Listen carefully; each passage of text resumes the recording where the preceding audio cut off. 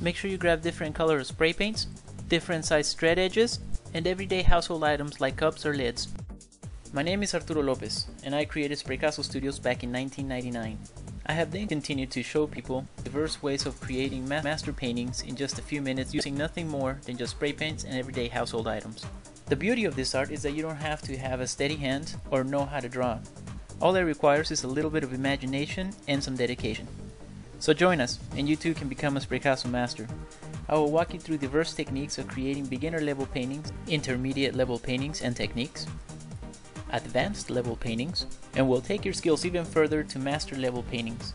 So if you guys are ready to embark into a new art adventure, then grab your spray paints and materials. Let's get started.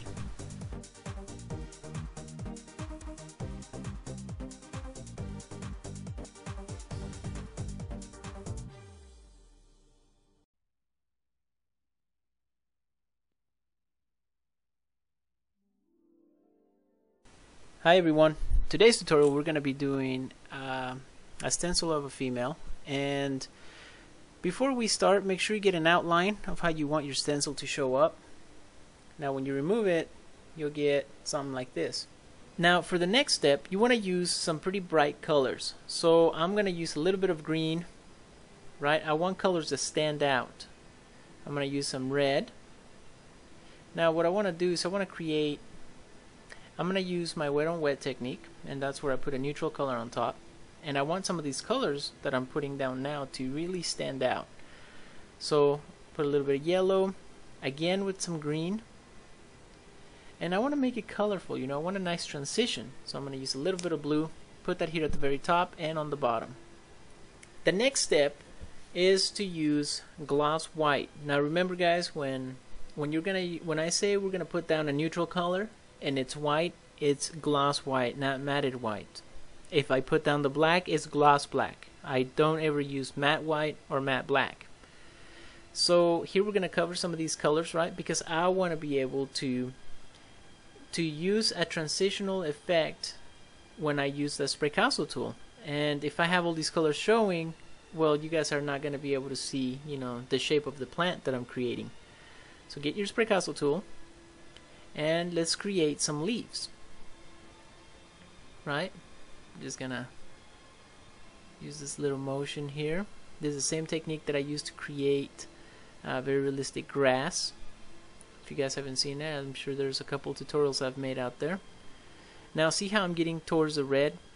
Well, on the red part, since it's gonna really stand out compared to the green and the yellow, I'm gonna create maybe some really nice looking strands here coming out.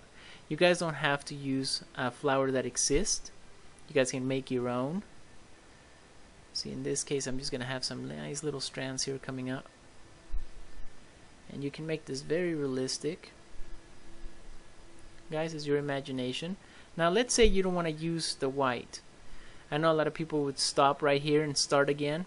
You guys definitely don't need to. I hope to show you with this tutorial that you guys, if there's a change you guys want to make, there's nothing in spray paint that is incorrectable.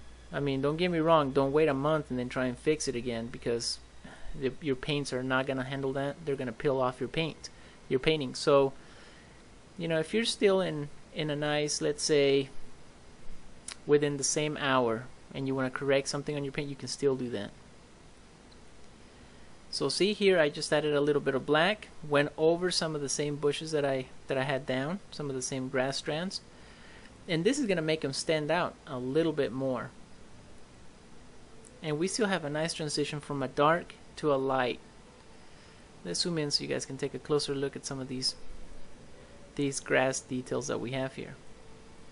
Now, if your painting begins to dry, guys, use a little bit of clear coat, and that'll help you manipulate the paints a little bit better. See that?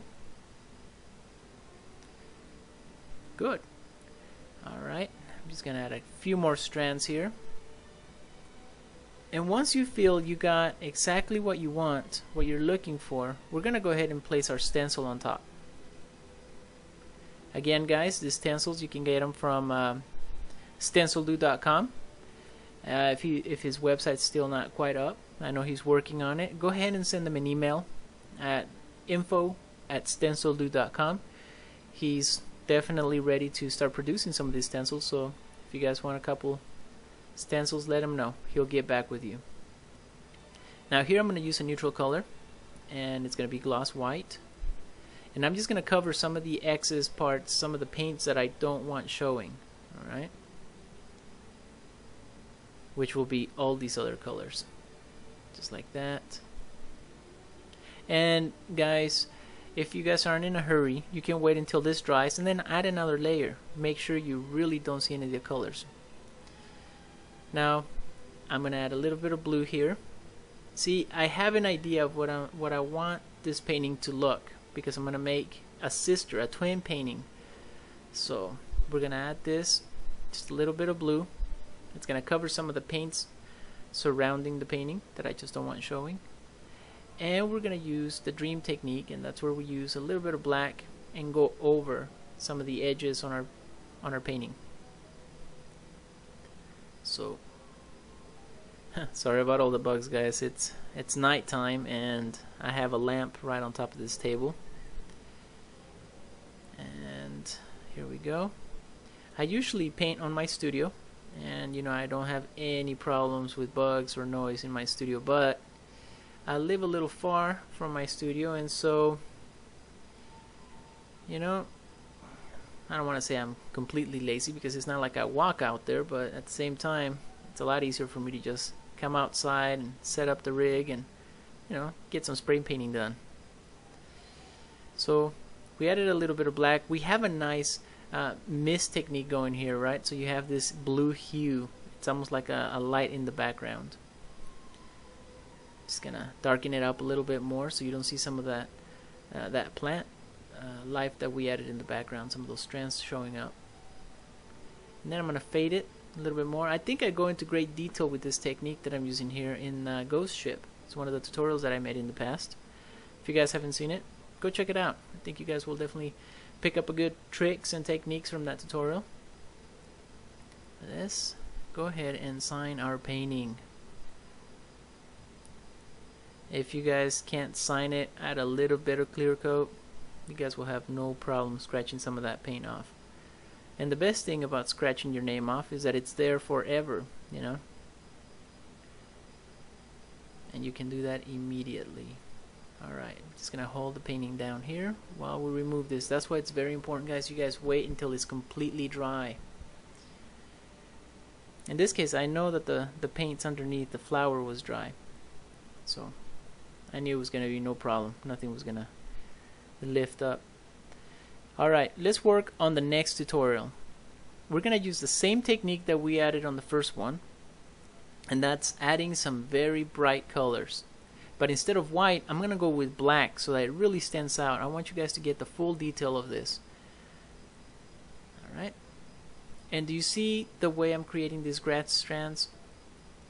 It all depends on the wrist of how you move the spraycasso tool. You can make some very intricate, very long grass strands. You can make some very short ones. You can create your own type of flower. Don't get me wrong, guys. I don't want to say it's completely easy, but it is easier than most other medias, and I think you guys will start to see results immediately with my techniques. So I encourage you guys to practice them. See, let's take a look. See how easy it is. You can do that. This is almost the same technique as I taught you when creating space castles on the very first tutorials. So see, it'll come in handy later on. All these techniques that I've been teaching you guys throughout the years, you know, they're not just for creating space castles. As you can see, you can use them to create flowers, various other designs.